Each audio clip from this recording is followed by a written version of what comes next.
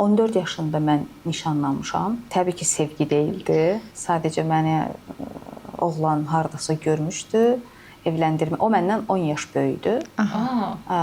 Onu da evləndirmək istəyiblər. Onlar elə biliblər ki, mənim 18 yaşım falan var. Elçi göndərəndən sonra biliblər ki, 14 yaşındadır. Amma yenə də ona rağmen Geri addım atmadılar. 15 yaşında ailə qurmusunuz. 15 yaşında ailə həyatı qurdum.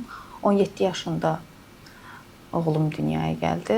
18-də də ayrıldım. Ayrılma səbəbi nə oldu Aydan xanım? Bilirsiniz, mən o ailədə yəni gəlin kimi deyildim də, qul kimi, kölə kimi. Çox belə qaynanam var idi, nə deyim, məcazi deyim, nə deyim. Qaynanam var idi. Qaynım çox sərt idilər sizə qarşı. Heç yaxşı adam deyildi. Çox qəribədir. Nəyə görə evləndirmişlər və nəyə görə də istəyirdilər ki, bu ailə dağılsın.